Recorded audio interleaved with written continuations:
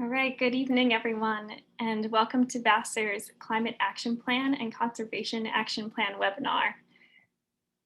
We're really thankful, honored, and excited to have you here with us tonight to talk about some very important work that's being done. This webinar is hosted by the Environmental Cooperative at Vassar Barns, the Vassar Ecological Preserve, as well as the Office of Sustainability. Just a few housekeeping notes before we get started. We ask that you keep yourself muted throughout the presentation. The last 15 to 20 minutes are going to be set aside for questions. This is when the chat will open up and we will encourage you to drop your questions in the chat. And now let's get started with a few introductions.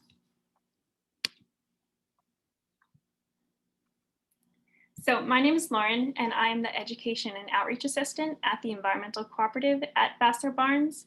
And the Environmental Cooperative is located in the renovated barn space on the Vassar Ecological Preserve on Vassar College's campus. And the Environmental Cooperative's mission is to actively create and maintain natural areas to connect people with the outdoors and their community, as well as foster a greater mindset of environmental stewardship. And we have with us tonight the wonderful Jen Rubo, who is the director of the Environmental Cooperative, and she'll be helping us with our Q&A later on tonight. And then we also have Laura Stark from the Ecological Preserve, who will be discussing the Vassar Ecological Preserve's Conservation Action Plan.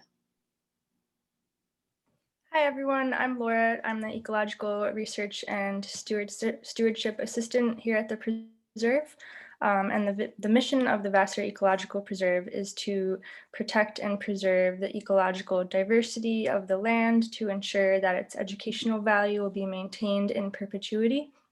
And the Vassar Ecological Preserve promotes increased understanding and appreciation of the natural systems on the preserve through field-based education and research. And today we also have Carrie Van Camp, the director of the Field Station and Ecological Preserve. And we are thrilled to have with us Micah Kenfield, who is the Director of Sustainability at Vassar College and one of the masterminds behind Vassar's Climate Action Plan. Hi, everyone. Thanks. And we're also very honored and thankful to have Vassar's own President Bradley here with us tonight. Thanks for inviting me, and John is coming too. He'll be sitting right here.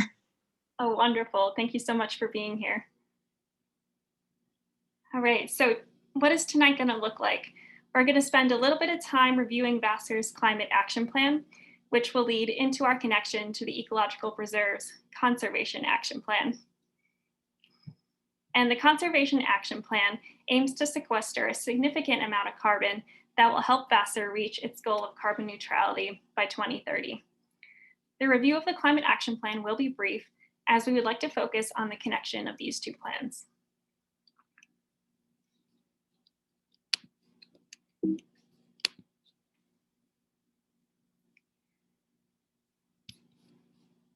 So when studying and pursuing environmentalism and stewardship, we must acknowledge and support Indigenous peoples who are the original stewards of this land. A lot of environmental education leaves out this important part of history and the fact that the lands are still being taken away to this day. So I want to read this statement for us to think about as we talk about climate action tonight. The Vassar campus exists on lands that were once home to the Delaware Nation, the Delaware Lenape tribe, and the Stockbridge-Munsee brand of Mohicans. Although many sources reference the Wappingers as the indigenous peoples of our campus, they were a confederacy of Native peoples who organized at one time in response to Euro-American incursions into the area and no longer exist as an organized group. So now let's get started. What is a climate action plan? A climate action plan is a detailed plan that outlines goals and targets for reducing greenhouse gas emissions while addressing the current climate crisis. It's important to note that these goals and targets must be measurable and achievable.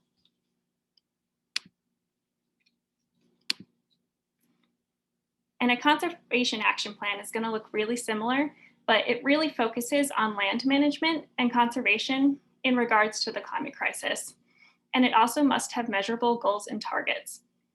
The Vassar Ecological Preserve's plan specifically addresses the threat of invasive species, works to connect native habitats, and provides a corridor for wildlife while also increasing carbon sequestration. Addressing issues such as invasive species and connecting habitats will provide a healthy forest with increased capacity for carbon sequestration.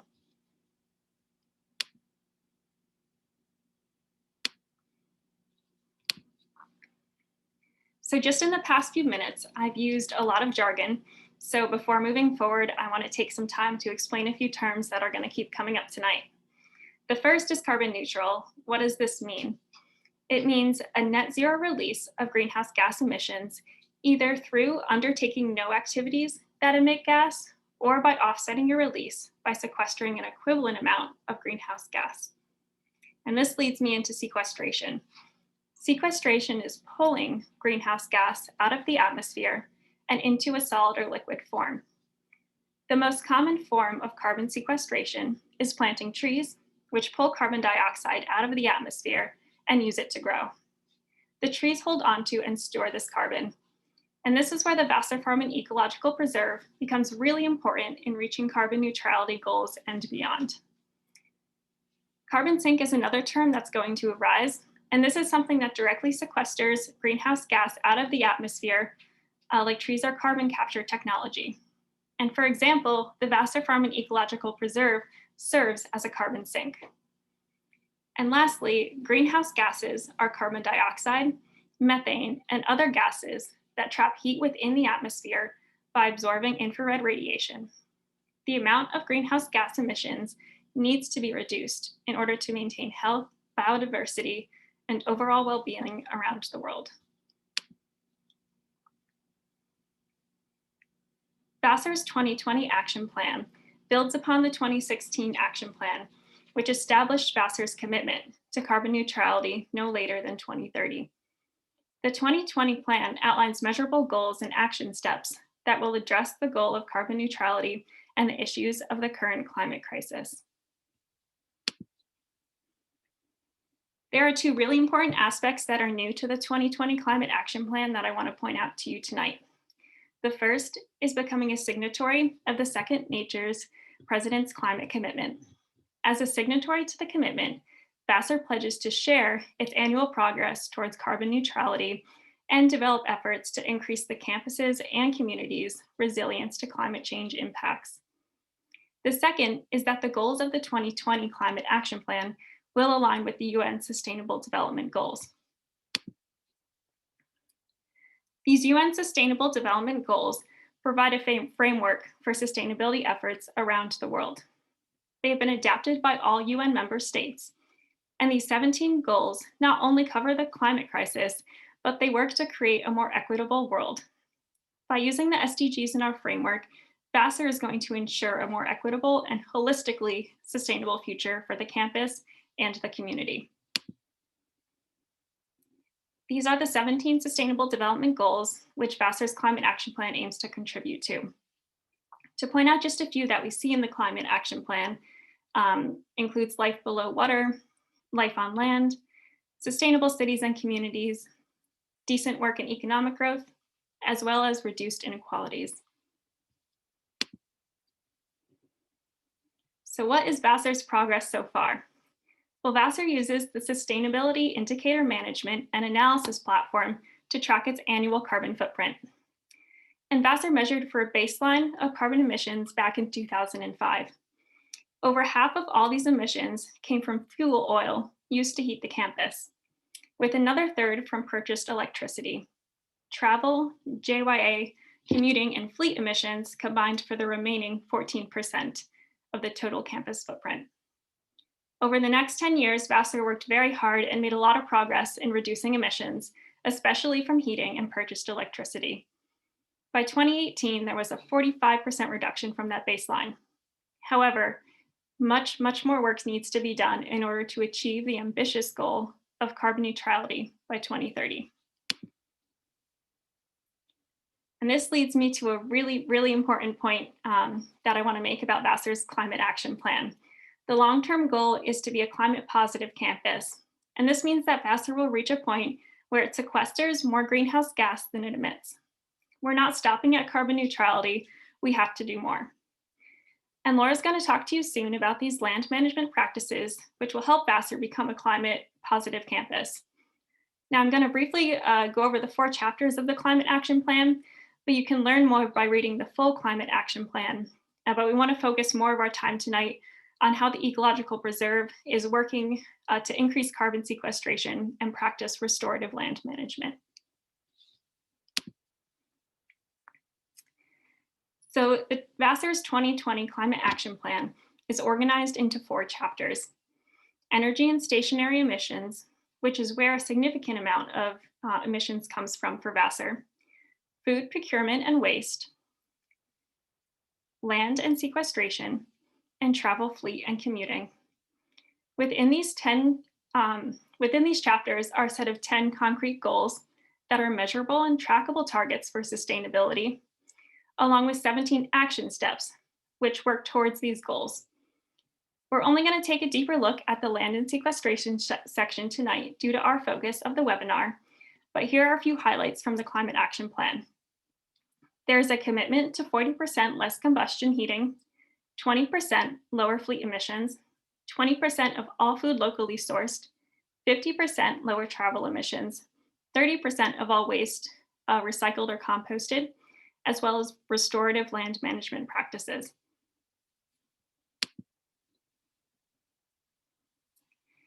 The goal for land and sequestration is all about land management.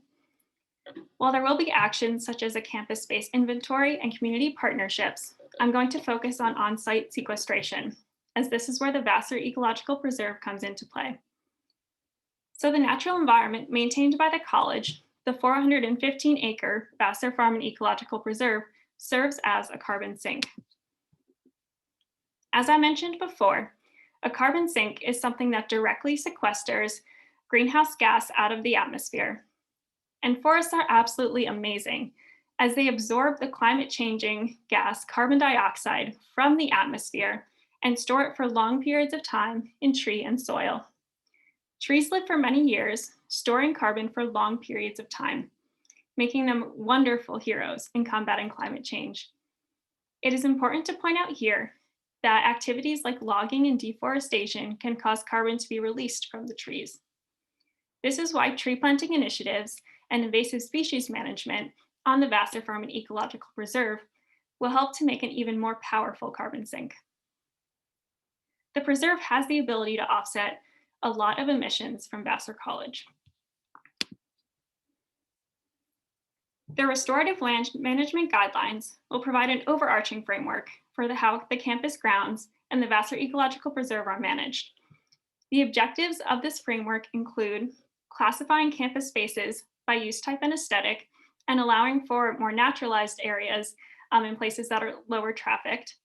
We will reduce as much of the campus footprint as possible and restore it to its historic ecological purpose, including serving as a wildlife corridor and supporting local pollinators. We will select native plants and plants with resilience to climate change whenever possible. We will utilize the carbon sequestration from trees and shrubs maintained on campus as a documented and verified carbon sink, which will reduce Vassar's total carbon footprint. And we will prioritize preservation and management of the Vassar Farm Ecological Preserve as an integral part of the decarbonization strategy. So with the Ecological Preserve playing a huge role in decarbonization through land management, I'm going to pass the presentation over to Laura Stark, who is going to talk to us about a plan she has worked really hard on revising and implementing, the Vassar Ecological Preserve's Conservation Action Plan. If you have questions about the Climate Action Plan, please write them down or store them in your head for our question period later on tonight. And you can also read Vassar's full 2020 Climate Action Plan on Vassar's website. We will send you we'll send a direct link later on as well. So before I pass it over, I want to leave you with this quote that comes directly from the Land and Sequestration chapter of the Climate Action Plan. This chapter has a different focus. shifting from minimizing ongoing harm to the environment to maximizing environmental benefits instead. The hundreds of acres of natural space on Vassar's campus are a carbon sink, naturally and continually sequestering atmospheric greenhouse gas. The practices proposed in this chapter will help grow the sequestration potential for the college's outdoor space while also increasing the ecological benefits it provides to the surrounding ecosystem. And with that, here's Laura. Thanks, Lauren. And as Lauren mentioned before, the purpose of the Conservation Action Plan is to manage the threat of invasive species within the context of climate change and connect native habitats to provide corridors for wildlife. And having a conservation action plan is important because of the threat of invasive species and climate change, as well as other ecological stressors like deer overpopulation and habitat fragmentation. And the Vassar Preserve is a member of the Environmental Monitoring and Management Alliance, which is also known as EMMA. And this organization helps form sustainable management practices and natural resource conservation. And in 2018, the Vassar Preserve and another EMMA member, the Hike Preserve, received a grant from the Land Trust Alliance to develop invasive species management plans using the Nature Conservancy's Conservation Action Planning process.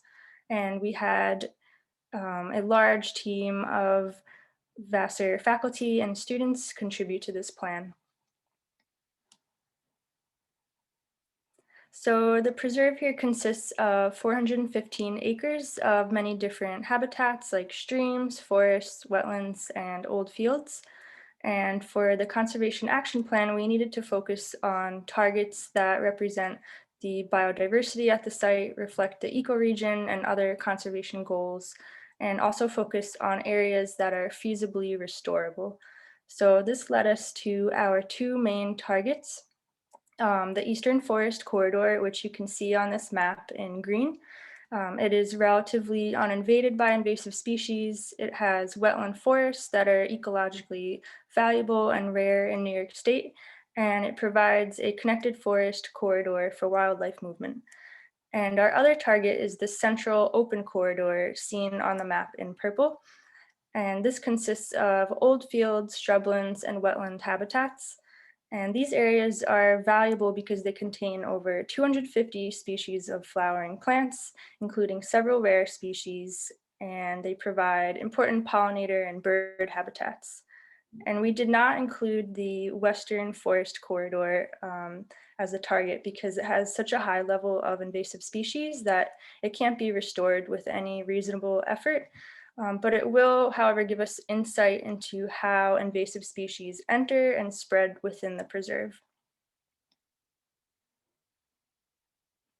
So the corridors are our most general targets, but in order to capture specific communities that might be rare or face more unique threats, we used a nested target system.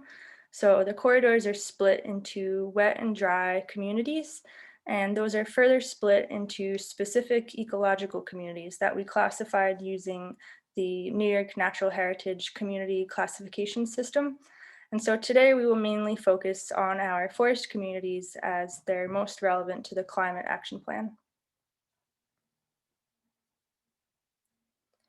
After identifying our target communities, we assessed the viability of each.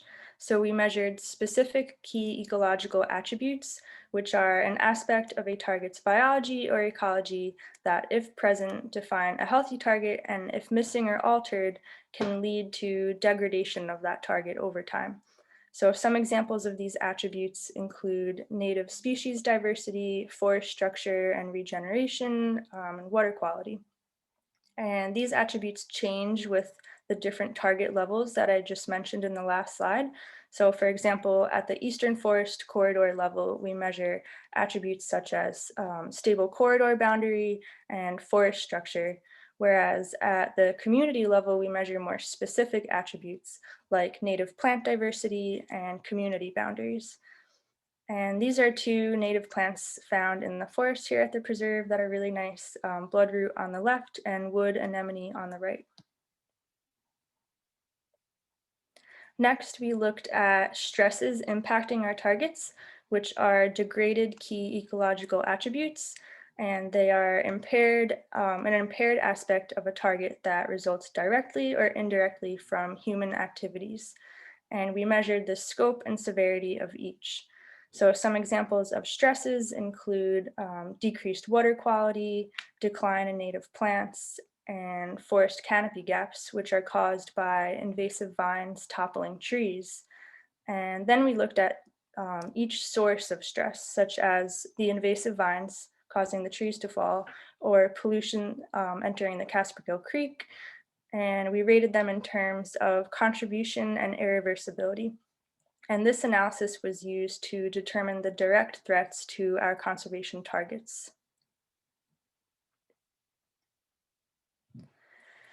And so these are the 6 direct threats to our targets. Invasive species are the most significant threat to our forests. Like I mentioned before, invasive vines topple trees and create huge gaps in the forest, which reduces the amount of carbon our forests can store. Often the invasive shrubs will then fill in these gaps and dominate the forest floor, which outcompetes tree saplings and prevents new trees from growing in those spaces. And increased temperatures from climate change may benefit these invasive species, which can increase their spread and competition with trees. Climate change can also cause certain tree species to die off or migrate north and cause drought or excessive rain, which some trees just can't tolerate. Some examples of human impact on our forests include invasive seeds brought in on visitors' shoes, litter, pollution in the Casperkill upstream, fertilizer runoff, and all of these negatively impact our forests. And pollinators are declining, and they are necessary for most plant reproduction, so their decline will lead to less tree saplings and therefore less carbon stored and sequestered. Deer are overpopulated here due to shifts in land use that support habitats that the deer like, such as fragmented forests, as well as the lack of predators like wolves and people hunting. So their browsing prevents forest regeneration since they really enjoy eating native tree saplings, and unfortunately they do not prefer eating our invasive plant species like multiflora rose and Japanese barberry, which are also negatively impacting tree saplings. Some examples of habitat degradation here include power line and sewage easements fragmenting the landscape. The former Greenway dump site, now known as the Eco Restore site, caused a huge gap in the Eastern Forest Corridor. And a main priority of our plan is to connect this forest, which we started last year by planting 700 trees and shrubs, which is a huge addition to carbon sequestration. So this very overwhelming diagram shows our focal conservation targets in green, the direct threats in pink, contributing factors to those threats in orange, and strategies that we can use to address the factors and threats in yellow.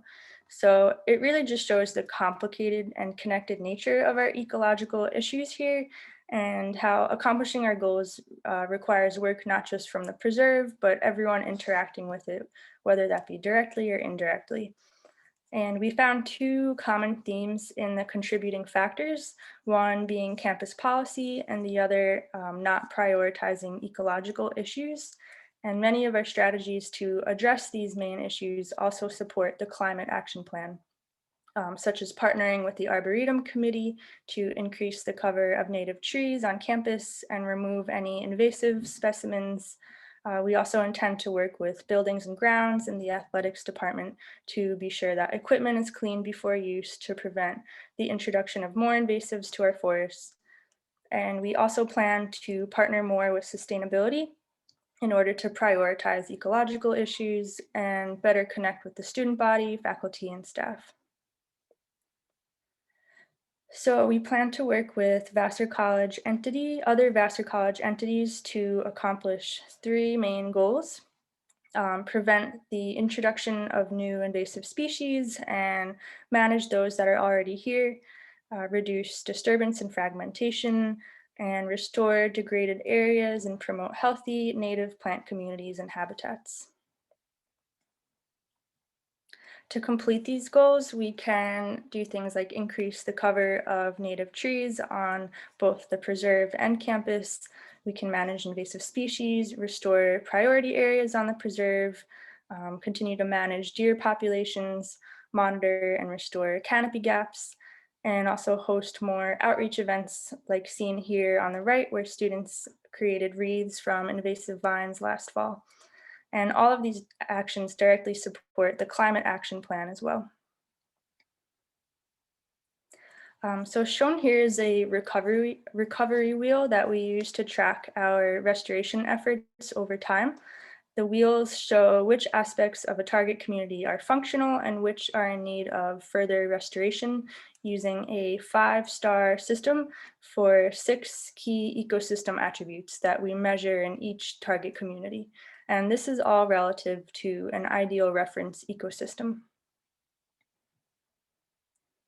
So these maps here show the forested areas on the preserve in 1996 and 2020. And you can see where I starred the 2020 map where shrublands are succeeding into forests in the southern area, and where we had some major tree plantings, such as the northwest corner and the Eco Restore site. However, in the 2020 map, you can also see small gaps throughout the western forest corridor, which are all of the canopy gaps created by invasive vines that I mentioned earlier. And we continue to monitor those using drones and continue to map them to see how they progress. And this emphasizes the fact that inaction leads to forest loss, as invasive species and other stressors kill trees. And as a result, less carbon is sequestered. So research and management are critical in order to preserve forests, which is also critical for the climate action plan, since trees can store carbon for incredibly long periods of time. And in 2018, we had an analysis done by a software called iTree that showed how much carbon is stored and sequestered by the forest here. So carbon storage reflects the amount of carbon within the woody material of the trees, since the mass of the tree is primarily carbon, whereas sequestration is the carbon taken from the atmosphere each year through photosynthesis.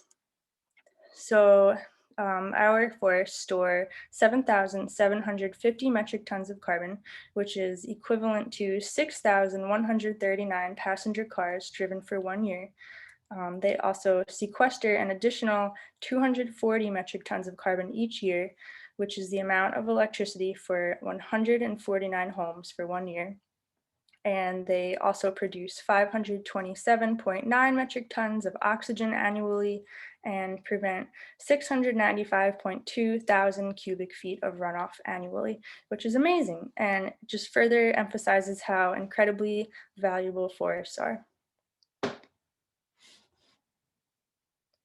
So while our current forested areas, they do sequester and store a significant amount of carbon.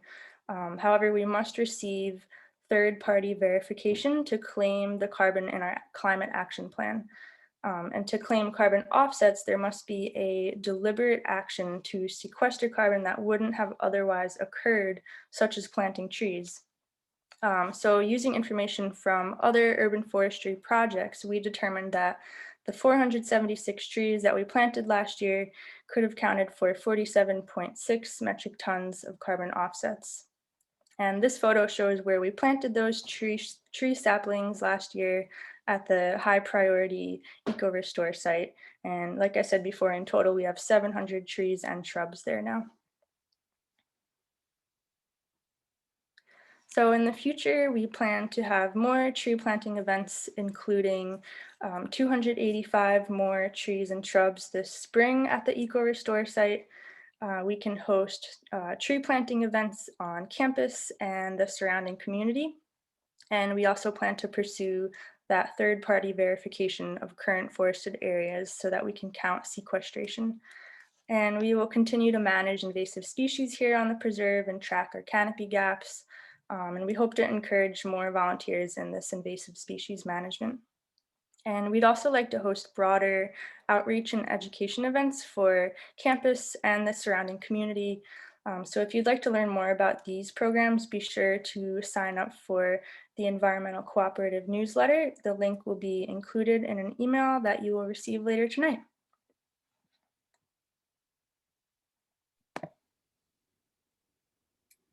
All right, thank you so much, Laura, for that wonderful introduction into the Conservation Action Plan. And so now it is time for our Q&A with our two very special panelists.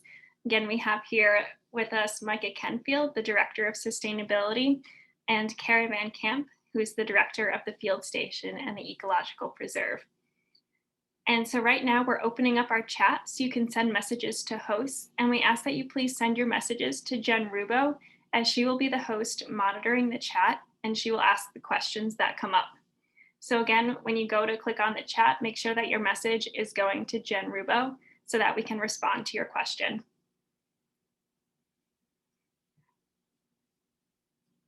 I'm going to stop the share. And Jen, do we have any questions?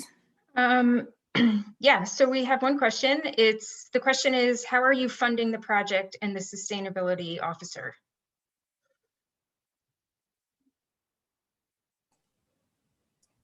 Which project?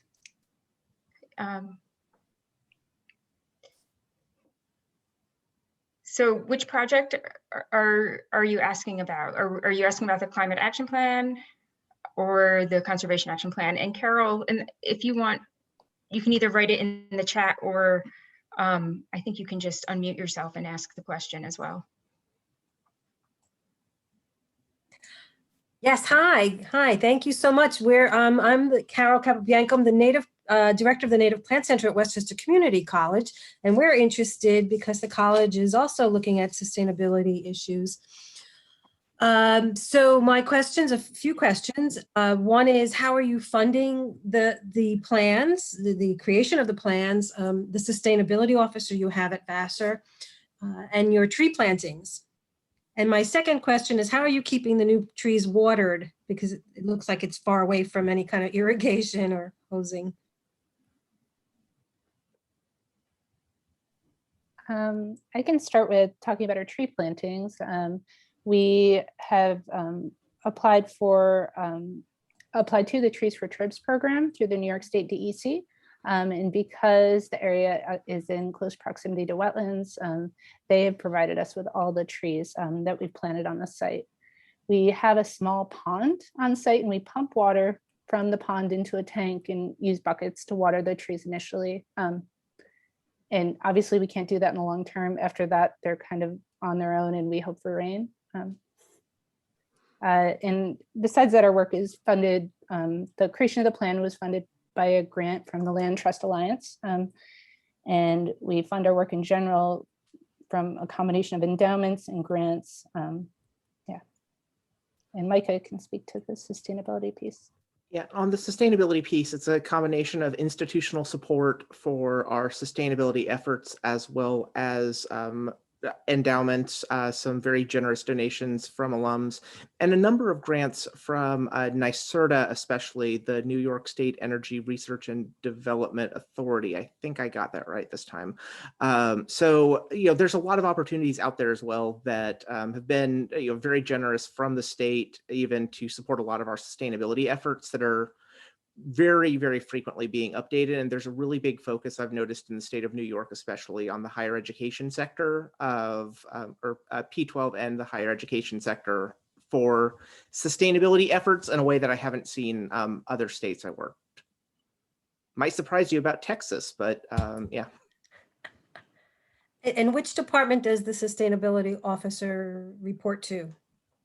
I report directly to our Dean of Strategic Planning and Academic Resources. At other institutions, sometimes it's housed in facilities operations, but yeah.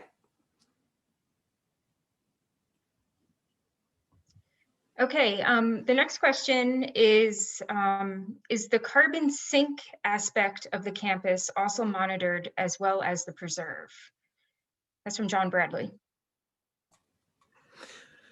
I'll jump in and then Jen and Carrie tell me what I get wrong. But the on-campus Arboretum has had a separate iTree report conducted for it as well. So all of the trees that are located on the main campus, all of our class trees, all of those are monitored. And we have a separate report for those. I believe it's about half as much sequestration, a little bit less than half as much sequestration as goes on at the preserve is occurring currently on the main campus. From our specimen trees throughout. Okay. The next question is, do you count, I think this is for Micah, do you count the carbon footprint of food eaten on the campus as part of the total Vassar carbon footprint? We are working towards that. We've looked into how best to track that. We don't currently count the full life cycle footprint of, I guess I'll give the easy answer, short answer, not substantially. We are looking at ways to track that from a data provision standpoint, but it's something that we've looked at moving forward as one of those next steps for our carbon accounting as we work with dining on better ways to track that information so that we have it in the first place. That question did come up whenever we were looking at the climate action plan. We didn't include it in this round of the climate action plan as a firm, definite action step, but it's something that we're looking into to see how we can better do it. Okay, the next question I think is for Carrie. How much of the invasive species issue is due to climate change, thinking about CO2, and how much is due to the opportunistic plants that find new niches? Oh, I think it's a combination of a lot of different factors. I mean, we have plants that are coming in from a different place, and they're freed from a lot of natural checks that would occur. And so they're taking advantage of the environment and outcompeting native species. Climate change can certainly play a role in that, because that takes away some of the advantage that our native plants would have because they're adapted for the climate that was here. I feel like it would take quite a research project to try to tease out all the different factors that are leading to invasion. And I think it might vary from species to species. So some might be more preferred by deer than others. And yeah, there's dispersal mechanisms that you have to consider. So I think it's complicated, kind of like that chart that Laura showed. Yeah, and here's another one for you, I believe, Carrie and Laura too. How do you figure carbon sequestration of young saplings planted versus what they will sequester when they are mature? Is that factored at all?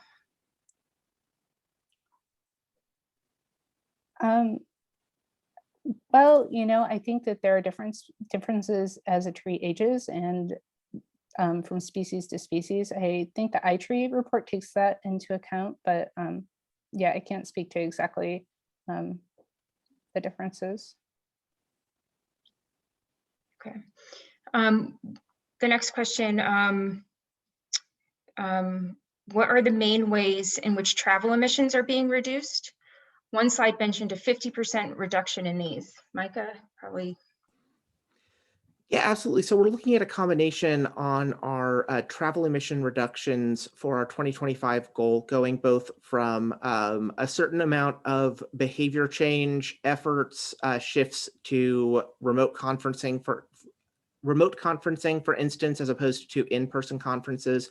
We're also beginning to look at opportunities for where we do have travel, tying more of a direct on-campus offsetting component to it as well. So making sure that it's pegged not just to buying a $3 offset from someone, but really having that kind of connection of doing projects that have a direct tie that sequester carbon to help offset that component that goes with it. So there's going to be a mixture of both a decrease of the amount of emissions put out, as well as finding creative ways for us to sequester those relative to our baseline.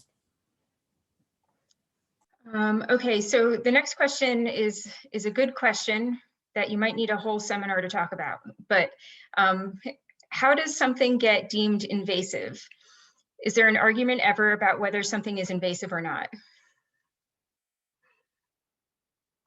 Yes, there are a lot of species that are non-native that exist in the environment, and they share. So they're able to share resources with the native plants, and they kind of coexist. What happens is that certain plants are able to really take over and dominate, and it's that kind of behavior of the plant populations that makes them deemed invasive. And it can be really, really controversial, because sometimes there are changes that cause native plants to behave differently too. So I've heard people talk about that as well. So yeah, it's kind of got a value judgment, right? Okay, the next question, are there any long-term plans to mitigate the invasive species along the western edge of the farm? By this, I mean the very labor-intensive job of pulling out roots, etc. Is that a realistic goal? I think that through the process of going through the conservation action planning, we realized that oftentimes you look at something like the preserve, we have a lot of invasive species, and there are a lot of issues that we're trying to tackle. And so we prioritize them, and that's really what the planning process allowed us to do. So figuring out what we can do first and what's most feasible. And, absolutely, if we can accomplish all of that, we'll move on and try to take care of some of those bigger issues, but they're kind of overwhelming in scope for the resources and time we have right now. Okay, so going back to the invasive question of whether something is invasive or not, there was a follow-up to that. So is there a measure of like domination in quotes for plants or anything, I guess? I think you have to look at a shift in a community, right?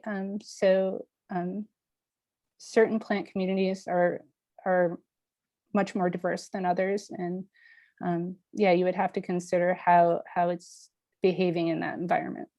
So I don't think there's like a line where everything that's it takes over more than 60% of the area is considered invasive. I think there's a lot of nuance there. Okay. Is this approach taken by Vassar reproducible to other institutions? That is, can all institutions try to be climate positive? Oh boy, that's a good one. I think really, well, short answer, yes. Long answer, also yes. I think that it really depends on exactly how you approach things, but there are so many different projects that need to be done. There's so much work that's going on outside of a campus's boundary directly that's needed in order to move towards eventually sequestering more carbon than they emit. So as all colleges eventually work towards being carbon neutral, I think that's a good start. I think that what do we see at some other peer institutions, for example, is they don't have as much space like we do with this incredible preserve. So they're planting trees in their local communities. They're partnering and they're working to get those verified, but they're going into the cities around them. They're going into the neighborhoods around them in order to make this change. Other schools are doing things like energy efficiency retrofits for low-income households that surround them and finding ways to, again, take care of decreasing their carbon footprint by also making an impact on the community. So I would say, again, nothing's drag and drop reproducible, copy it right outside the box. Everything's going to be tailored. But I think that given how huge and important and, valuable our fight against the climate crisis is, pretty much every institution has a place in that and can find a way to aspire towards the same goal. Great.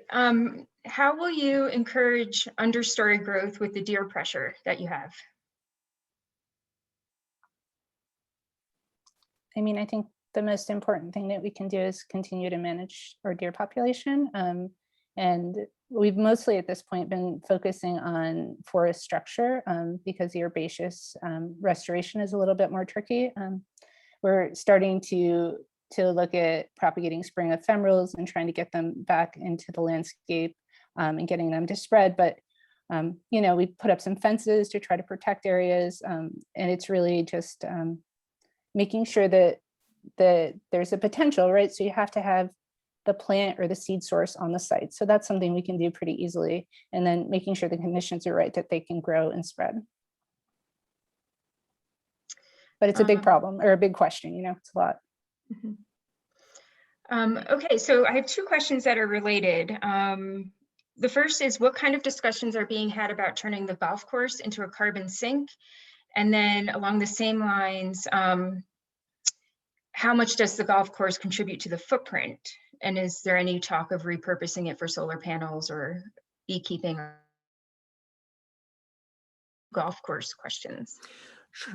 So I'll jump in on this. This is something that's come to, we have a governance level committee, our Climate Action and Sustainability Committee, which includes a number of senior officers, as well as students, President Bradley, representatives from faculty. Where we are currently with the golf course at a super high level is, since it's a long-term contract, there's not an immediate kind of out where we're going to go. We're going to take this space and we're going to do something else with it.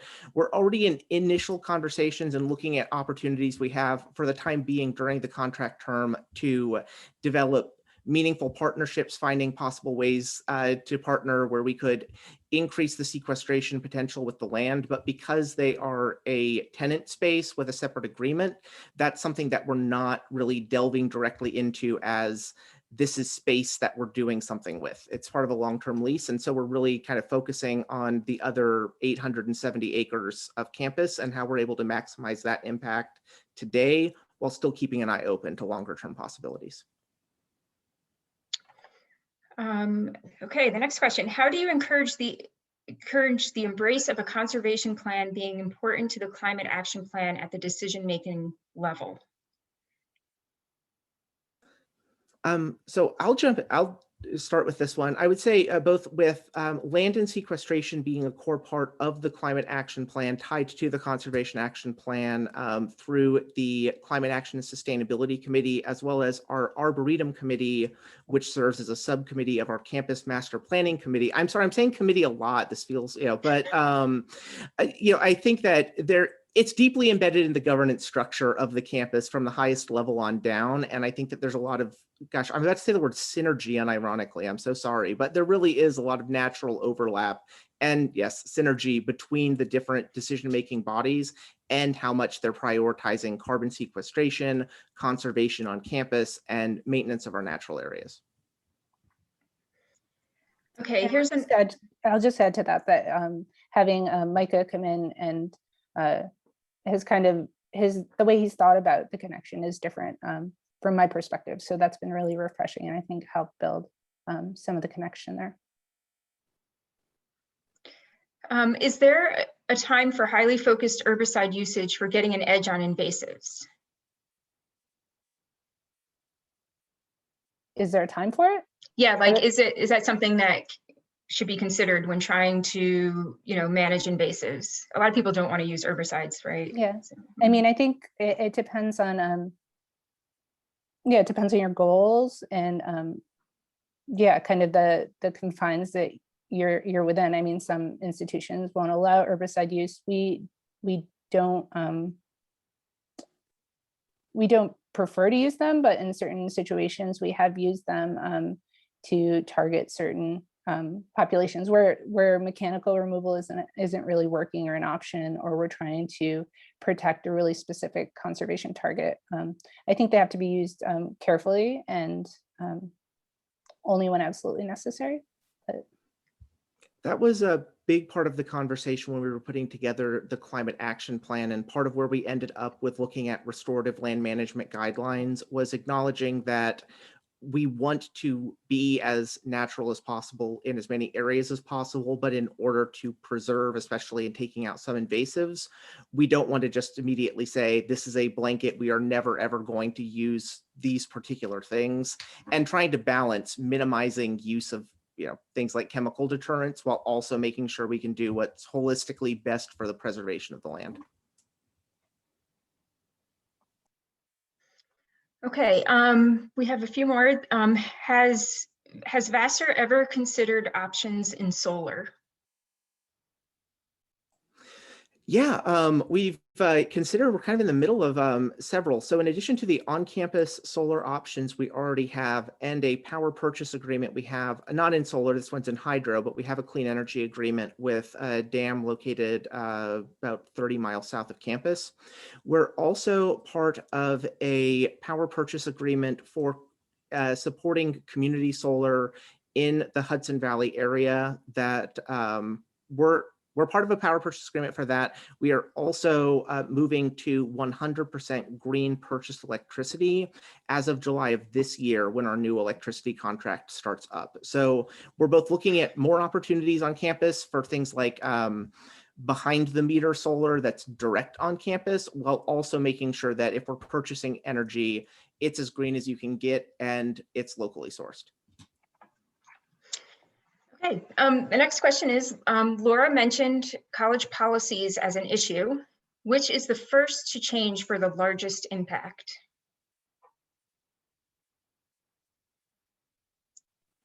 Well, I think the first one after creating the conservation action plan that actually changed, we used to have facilities and operations would take their the brush and debris from campus, which includes all sorts of invasive species, and take it to the eco restore site and kind of compost it there. So it was taking all these kind of invasive propagules and bringing it into the center of one of our priority forested corridors.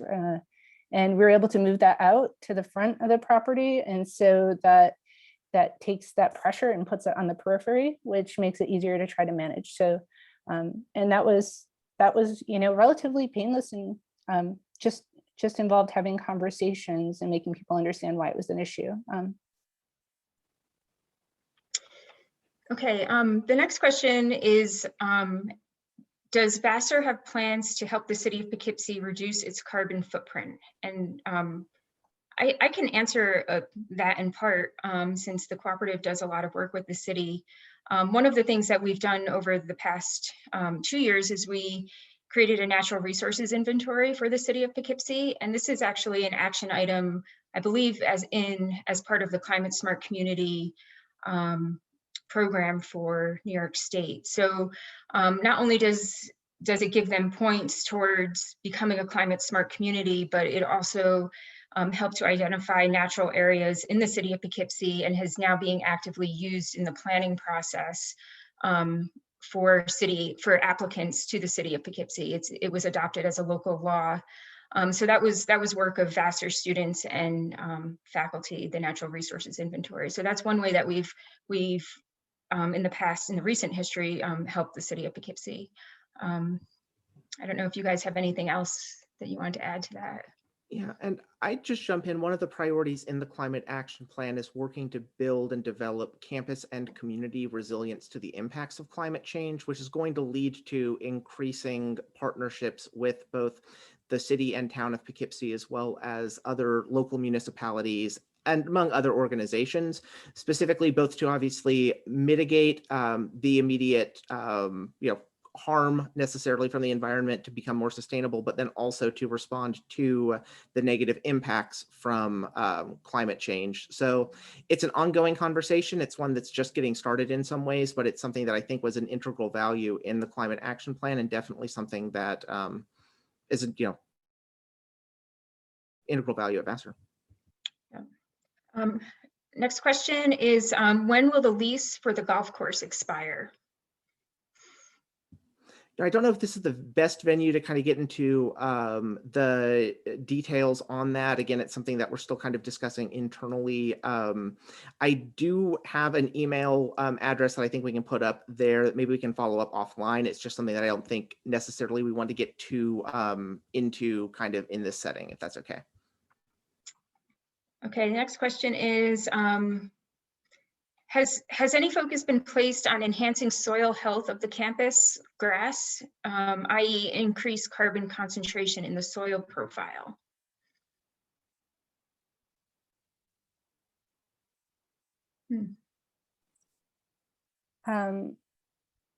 As far as grass on campus, I can't really say. I'm not sure.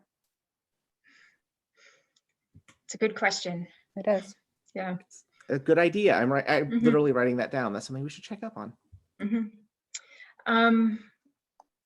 How long did it take to put together the climate action plan? Was it done internally or with consultants? The 2020 Climate Action Plan was developed with members of, I guess internally, if you will, but with participation from the full campus community. We had over 200 people respond to a campus-wide survey that was distributed. About 100 came to a series of town halls. And then about 60 stuck around and participated through groups that we called climate action teams, or CATs. To really break down the ideas that we'd received and put it together into a cohesive plan. So it was really a representative plan that was pulled together with feedback and viewpoints of the entire campus body that then worked its way through the various sundry committees I won't repeat the names of before receiving full buy-in from the Climate Action and Sustainability Committee as a plan that was not only representative of what campus needed, but was also fully actionable and something that we feel like we can meaningfully achieve over the next 5 years. Okay, great. That seems to be the end of the questions. Unless there's any last ones out there, we're also getting close to 8 o'clock. So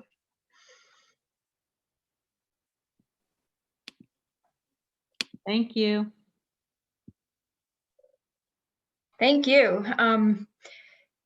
I think before we end, I just wanted to say one last thing and acknowledge the work of Lauren and Laura. They have both done not only an excellent job with this presentation, with bringing it all together and summarizing it in a very succinct and understandable way, but they've worked for Carrie and I for the past year and have been just absolutely invaluable through the whole pandemic. They're both were our SCA members. And so a shout out to the Student Conservation Association. Yeah. But I have really enjoyed working with Lauren, and I just want to acknowledge both of their hard work over the past year. So thank you so much. Yeah, I echo that. Yeah, I don't know how I could have actually gotten through all of it without Laura's help. So yeah, thank you. Thank you so much, Jen. Yeah, thank you. Yeah. And thank you to everyone so much for joining us tonight. And thank you for your very knowledgeable and inquisitive questions. That was a really great discussion.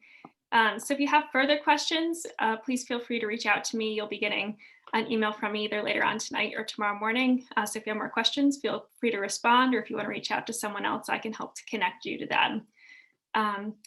All right, so I hope you have a wonderful rest of your evening. And thank you so much.